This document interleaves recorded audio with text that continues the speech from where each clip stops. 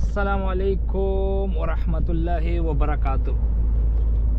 दोस्तों, उम्मीद करता हूँ कि आप सब लोग खैर खैरियत से होंगे।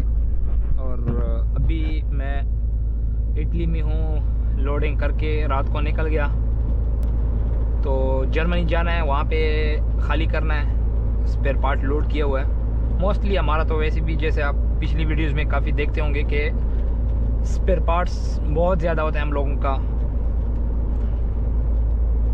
और ये A22 रोड है, हाईवे इटली का, ऑस्ट्रिया के तरफ जाते हैं ना। बॉर्डर 195 किलोमीटर रह गया है बॉर्डर। उससे पहले एक पार्किंग आती है, बड़ी पार्किंग है, वहाँ पे मैंने रुकना है।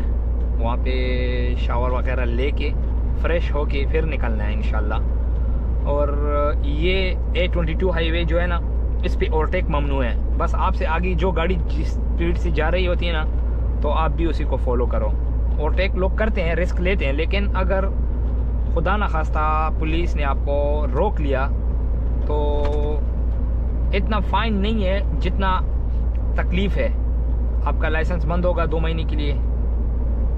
फ़ाइन तो वैसे भी है, लेकिन फ़ाइन इतना नहीं है। फ़ाइन मेरे ख्याल में 50 यूरो का कितना है। हमारी कंपनी में एक लड़के को मिला है, लाइसेंस भी उसका बंद हो गया था। फिर ओल्ड लाइसेंस एम्बेसी के थ्रू पे उसने हासिल किया, लेकिन गाड़ी 2 महीने तक वो नहीं चलाया क्योंकि उसका लाइसेंस 2 महीने तक बंद हो गया था। तो ये हिसाब होता है। फिर 2 महीना फिर आप ड्राइव नहीं कर सकते हो। तो कुछ पता नहीं है कि क्या उन लोगों ने क्या आगे क्या रिपोर्ट बनाई उसने। लेकिन ये चीज़ है कि ओवरटेक इस रोड पे हम लोग नहीं कर सकते हैं।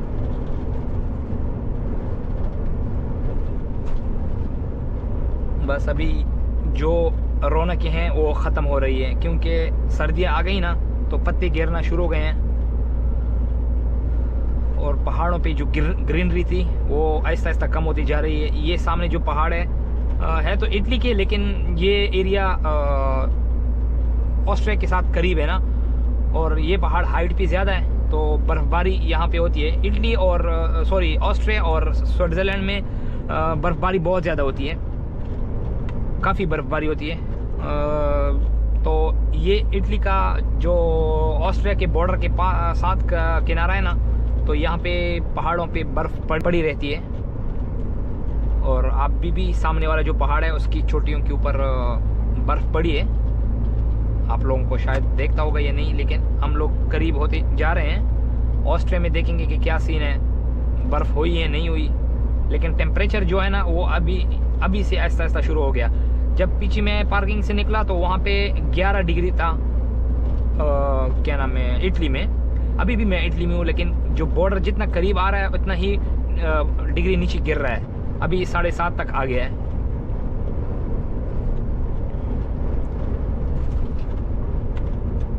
ये ट्रांसपोर्ट लाइन देखो कैसे छोटी गाड़ियों से ज़्यादा बड़ी गाड़ियाँ एक दूसरे की पीछे पीछे आ रही है। रात को मेरे साथ एक छोटा सा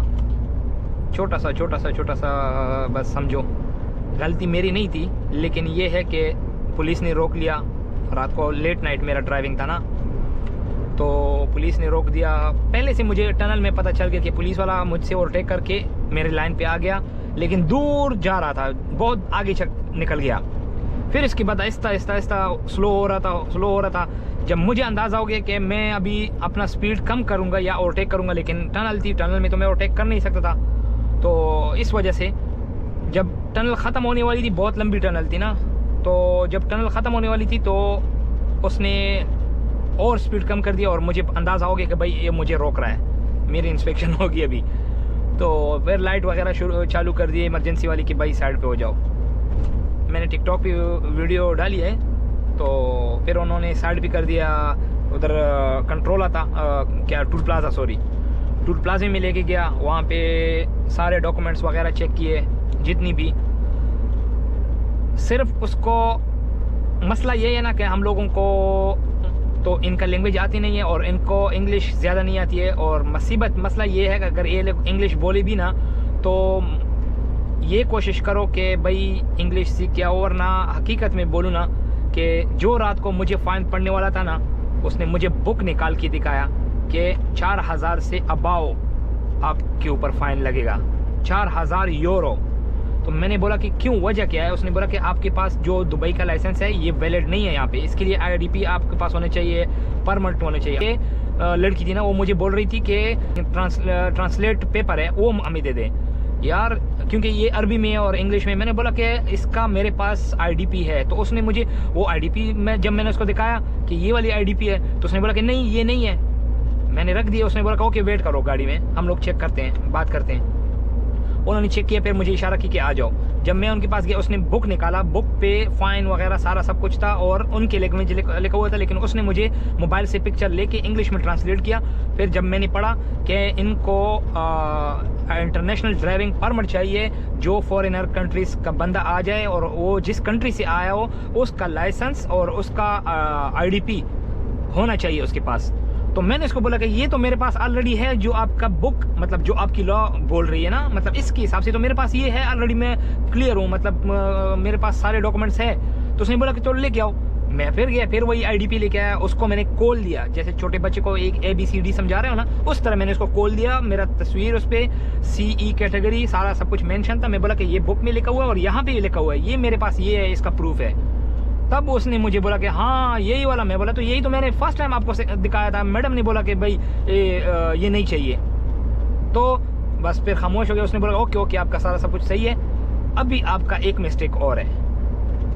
आपका जो CMR है, जो कार्गो लोड किया है, उस पर आपने जो कार्गो लिखा हुआ है ना सारा सब कुछ, उसमें हम लोग सेटिस्फाइड नहीं है कि आपने सारा क्लियर इसमें मेंशन किया हो।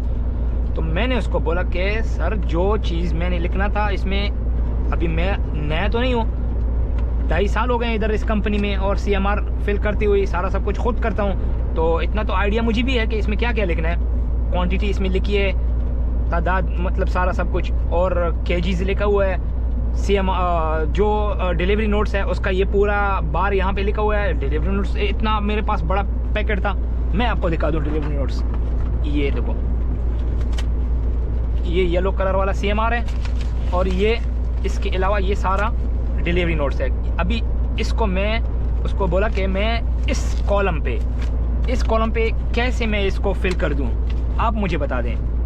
एक चीज़ इन लोगों में मैंने देखा है ना कि ये लोग आपकी बात सुनते हैं, ये नहीं बोलते कि आप बहस कर रहे हो। जैसे हम लोग दुबई में अगर पुलिस के साथ अपना सही हक भी उनको बता देना कि भाई ये चीज़ है मेरे पास, या ये मसला है, ये इस तरह नहीं होता, इस तरह है, तो वो आपको बहस करनी नहीं देते हैं। वो बोलते कि माफ़ी गिर कलाम, माफ़ी कलाम ज़्यादा, और उसके बाद फिर उसके ऊपर भी आपको फ़ाइन देते हैं। लेकिन ये लोग आपका सुनते हैं। मैंने उसको ये सारा डॉक्यूमेंट दिखा दिया कि मैं बोला यहाँ पे इसका जो ऊपर सीरियल नंबर लिखा हुआ है, ये यहाँ पे कॉलम नंबर 5 पे डिटेल के साथ लिखा हुआ है वो नंबर।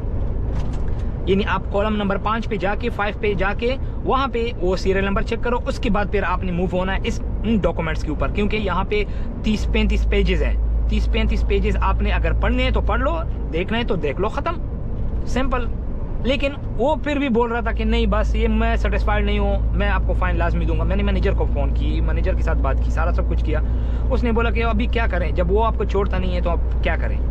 तो ऐसा करो कि फ़ाइन पे करो, अगर आपके पास है फ़ाइन पे करो, नहीं तो हम लोग सेंड कर देंगे आपके अकाउंट में। लेकिन इतना मैंने उसको बोल दिया कि दिस इज़ नॉट फेयर, कि ये अच्छा नहीं कर रहे हो आप, क्योंकि मेरे पास सारा सब कुछ है, आप मेरे साथ ये अच्छा नहीं कर रहे हो। बस कानून है, वो लोग नहीं समझ रहे थे, या शायद वो पुलिस वाला नया था, कुछ भी हो, व्हाटएवर, मैं उसके बारे में कुछ नहीं बोलना चाहता आगे। लेकिन जो चीज़ थी मेरे पास सारा सब कुछ अभी भी पड़ा है। सुबह फिर टीम मैनेजर जो था हमारा, उसने मुझे कॉल की कि क्या हुआ था रात को, क्या मसला था। मैं बोला ये प्रॉब्लम थी, आप चेक करो CMR, अगर CMR में कोई प्रॉब्लम है तो मेरी गलती है, CMR में कोई प्रॉब्लम नहीं, अब मुझे बता दे। बोला कि ओके, मैंने CMR चेक किया, आपका CMR मेरे पास पड़ा है। क्योंकि हम लोग जब लोड करते हैं ना, तो लोड कर ख़त्म होने के बाद हम पहला जो CMR होता है ना टेबलेट पे मैनेजर को भेजते हैं, तो उनके सिस्टम में पड़ा रहता है, सबके हमारे कंपनी के सिस्टम में पड़ा रहता है। वो लोग CMR चेक करके बोला कि आपका CMR मेरे सामने है, सारा सब कुछ इसमें डिटेल से लिखा हुआ है, तो आपके पास डिलीवरी नोट्स है। मैं बोला कि हाँ है, डिलीवरी नोट्स वाला 5 नंबर कॉलम पे चेक करो, उसमें जो सीरियल नंबर है वो मेरे पास यहाँ पे है, मैंने उसको सारा शो करवा दिया, लेकिन फिर भी फ़ाइन हुआ। ओके नो प्रॉब्लम, हम लोग अभी देखेंगे क्या बोलते हैं, लेकिन फ़ाइन इंशाल्लाह मेरे ऊपर नहीं आएगा, ये कंपनी पे करेगी, मुझे दोबारा पैसे देंगे। लेकिन मेरे पास वो पैसे थे, फ़ाइन मैंने पे किया फ़िलहाल। तो बात ये है कि ये लोग बात सुनते हैं सारा सब कुछ, लेकिन जो इनके मन में है ना, जो इनके दिल में है ना, वो ये लोग करते हैं। तो उसके बाद क्या हुआ, जब पेमेंट का टाइम आ गया, तो उसने बोला कि आपके पास कैश है? मैं बोला कि नहीं, मेरे पास तो कैश नहीं है, मेरे पास तो कार्ड है, बैंक कार्ड है, डेबिट कार्ड, मतलब मैं बैंक से आपको मतलब पेमेंट करूँगा, आप मशीन निकालें। और उसने बोला कि मेरे पास मशीन नहीं है। मैं बोला वाह जी वाह, ये कैसा सिस्टम है? मैं बोला फिर पेमेंट कैसा होगा? बोला कि यहाँ पे सिटी में बैंक है, हमने वहाँ भी जाना है, आप वहाँ से पैसे कैश आउट कर दो और पेमेंट कर दो। फिर ये भाई साहब देखो, जर्मनी में बर्फबारी शुरू हो गई हल्की हल्की सी, और माशाल्लाह माशाल्लाह जर्मनी की पहली बर्फबारी देखो, सफ़ेदी ही सफ़ेदी शुरू हो गई। ये देखो सोलर के ऊपर कितनी बर्फ़ पड़ी हुई है।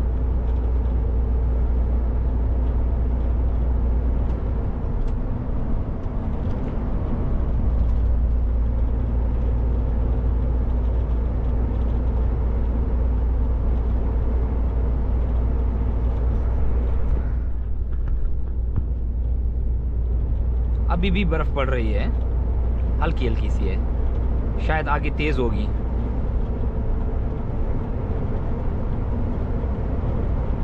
हाँ ना, तेज़ हो रही है, देखा। चले, ये इटली का वही ट्रिप है, और आज सुबह के 10:30 बजे का टाइम है, जुमेरात का दिन है, मुबारक दिन है। उसके साथ साथ बिल्कुल 0.5 डिग्री टेम्परेचर है यहाँ का। बाहर तो माइनस है, लेकिन अंदर के हिसाब से अभी मैंने हीटर भी वगैरह लगाया है ना, तो अभी आप देख लो। आज मैं कंपनी पहुंच जाऊंगा, कंपनी 120 किलोमीटर मुझसे दूर है, वहाँ पहुंच जाऊंगा। कल खाली करना है, तो आज भी नहीं होगा। हालांकि आज मेरा बस समझो कि ऑफ समझो, क्योंकि वो बड़ी कंपनी है ना, तो उसमें अपॉइंटमेंट का हिसाब होता है, और भी बहुत ज़्यादा गाड़ियाँ होंगी, आपको दिखाऊंगा। तो फिर अपने डॉक्यूमेंट्स जमा करके, रजिस्ट्रेशन करके, उसके बाद फिर क्या बोलते हैं कि वेटिंग करेंगे मैसेज के लिए। लेकिन मैसेज कब आएगा? कल आएगा, मुझे पता है।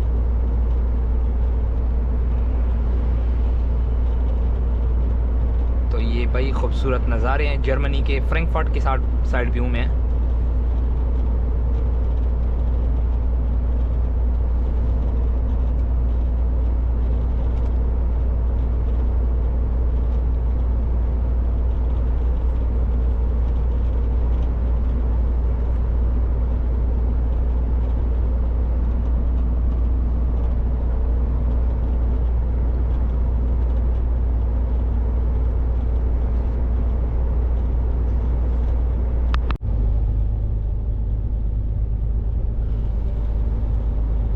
स्पीड को 80 तक रिड्यूस किया है।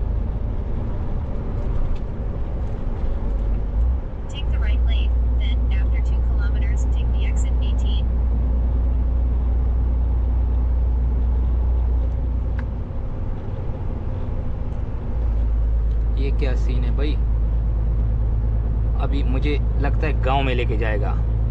हाँ,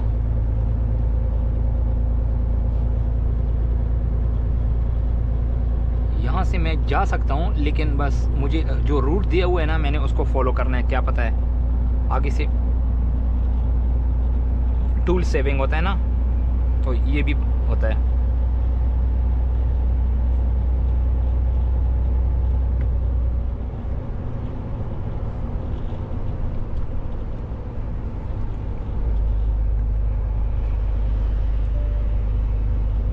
हाँ, बोलते हैं सेंसर के ऊपर कचरा आ गया, तो जो फ्रंट वाले इमरजेंसी सेंसर होते हैं ना ब्रेक के लिए, वो ब्लॉक हो गए।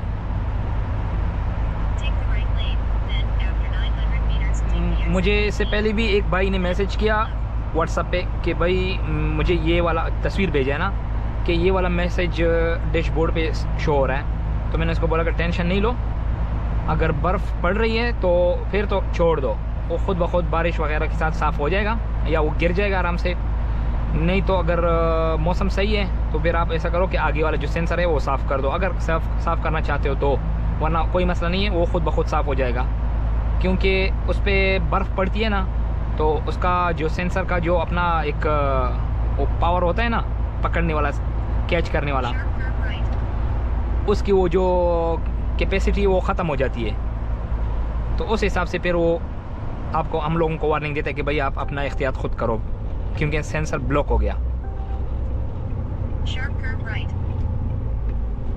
भाई साहब ऐसे रास्तों से हम लोगों को इस टाइम खौफ होता है। फिर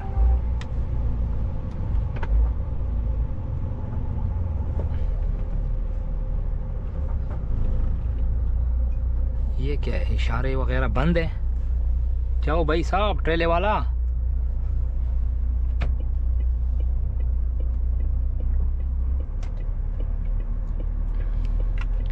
लगता है इशारे ख़राब हो गए हैं या ट्रैफिक नहीं होता है, फिर तो वो जो येलो कलर का होता है वो तो बंद कर देते हैं, लेकिन क्यों नहीं बंद किया है, शायद ख़राब है। वो देखो शीशा नज़र आ रहा है, उधर से हम लोगों को गाड़ी का पता चलता है कि भाई आगे से गाड़ी नहीं है। फिर भी एहतियातन यहाँ तक फिर आपको एक लाइन दिया हुआ है कि आप देख सकते हो एहतियात करके।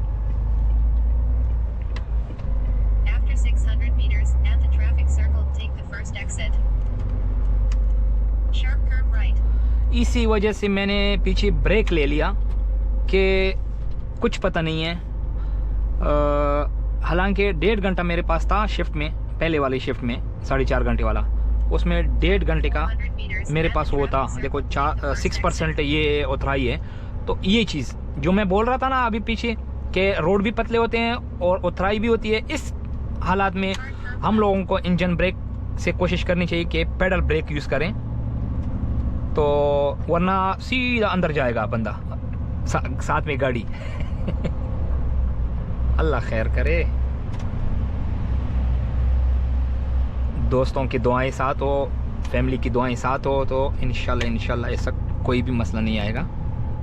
बस ये है कि एहतियात ज़िंदगी है, बोलते हैं ना, रिस्क नहीं लेना चाहिए इन हालात में। ओके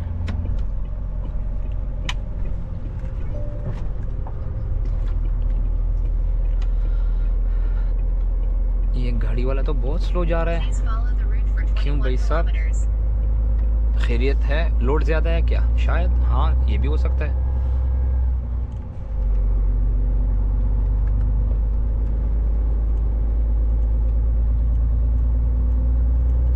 लोड तो नहीं है, जा रहा है। देखो चढ़ाई के ऊपर गाड़ी इसका चढ़ रहा है, लेकिन शायद स्लिप कर रहा होता।